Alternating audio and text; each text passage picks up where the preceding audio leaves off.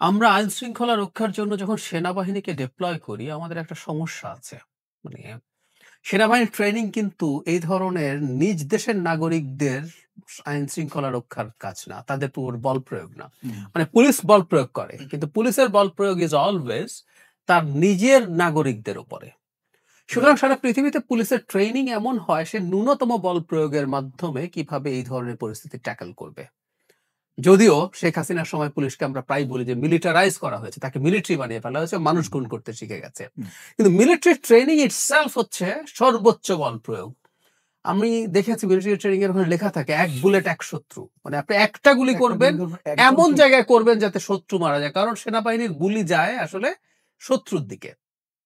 সে সেনাবাহিনী যখন এই ধরনের কাজে আসেন, এটা ওনাদের ট্রেনিং না। আমি খেয়াল করব আমাদের সেনাপ্রধান রিপিটেডলি ইলেকশন আগে দেওয়ার কথা বলছিলেন।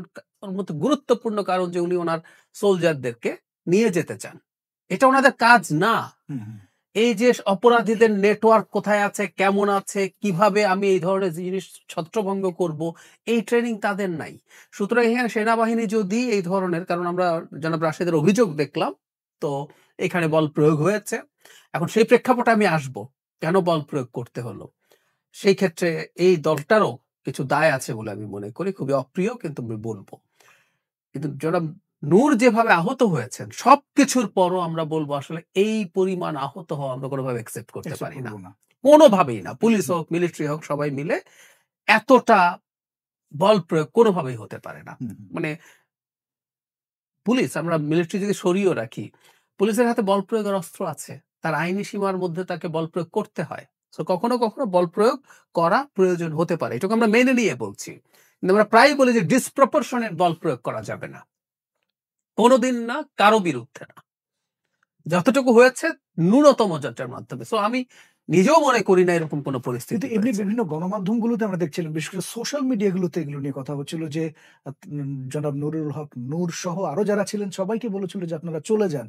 সেনাবাহিনীর পক্ষ থেকে বলা হচ্ছে, পুলিশের পক্ষ থেকে বলা হচ্ছিল, কিন্তু তারা যাচ্ছিলেন না এবং তারা যে আমি ঘোষণাটি ওই দিয়ে জায়গায় রেখেছেন। আসছি এবার। এর পরের জায়গাটা। হুম, হুম, এই দলটার যে ভুল হয়েছে বলে আমি মনে করি। ধরুন তারা জাতীয় পার্টিকে নিষিদ্ধ করতে চান, এরকম আলাপ করছেন। জনাব হুম, জি.এম. কাদেরকে গ্রেফতার করতে হবে এই জি। আলাপ করছেন।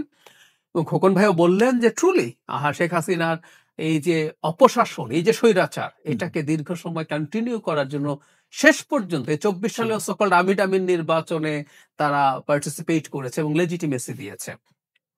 এখন জাতীয় পার্টির নিষিদ্ধতা তারা যদি চান, এটার একটা প্রসেস আছে। এটার প্রসেস হচ্ছে তারা এই যে স্বরাষ্ট্র মন্ত্রণালয় যদি ঘেরাও করে, ঘোরা করুন, পারলে প্রধান উপদেষ্টার কার্যালয় ঘেরাও করুন। এখন তো সবাই এগুলো করছে। এগুলো করে চাপ প্রয়োগ করুন। কিন্তু একটা পার্টির অফিস, এখন পর্যন্ত যে পার্টিটা নিষিদ্ধ না, হয়। তার দিকে যদি আপনি যান, সেটার ভেতরে ঢুকে পড়তে চান। আমাদের মনে নাই জাতীয় পার্টির অফিসে একবার আগুন দেওয়ার চেষ্টা হয়েছে, জি। ভাঙচুর হয়েছে এই শেখ হাসিনা পালানোর অল্প কিছুদিনের মধ্যেই। তো সুতরাং অবশ্যই দেশে এই দায়িত্ব তাদের রক্ষার আছে। আমি একটু পেছনে যাব। জনাব জি.এম. কাদেরের বাড়িতে হামলা হলো না কয়েকদিন আগে? কয়েক মাস আগে, মাস হুম, ৩ হবে। সেই সময় যখন হামলা হচ্ছিল একজন সেনা বাহিনীর ঊর্ধ্বতন কর্মকর্তা, সেখানে যেমন সার্জিস আলমও গিয়েছিলেন, তাকে কিন্তু এই ব্যাপারটা ক্লিয়ারলি বলেছেন।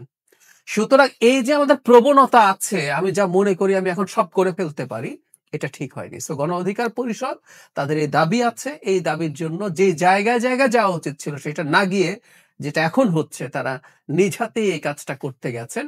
এবং এখানে অবশ্যই আইন প্রয়োগকারী সংস্থা জাতীয় পার্টির অফিস আগলে রাখা উচিত হতো যতক্ষণ পর্যন্ত জাতীয় পার্টি নিষিদ্ধ না হয়। আর নিষিদ্ধ হলেও ওই অফিসে কি হবে না হবে সেটাও কেউ বাইরে থেকে ডিসাইড করতে পারে না। যদি কাগজে কলমে ধরলাম নিষিদ্ধ হয়েছে।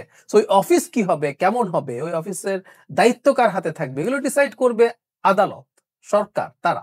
কেউ একজন গিয়ে ওখানে গিয়ে এটা ভাঙিয়ে ফেলবো, পুড়িয়ে দেব। মানে আমাদের গণ অভ্যুত্থানের ১ বছর পরও আসলে এই জিনিসগুলো এভাবে চলার কোনো কারণ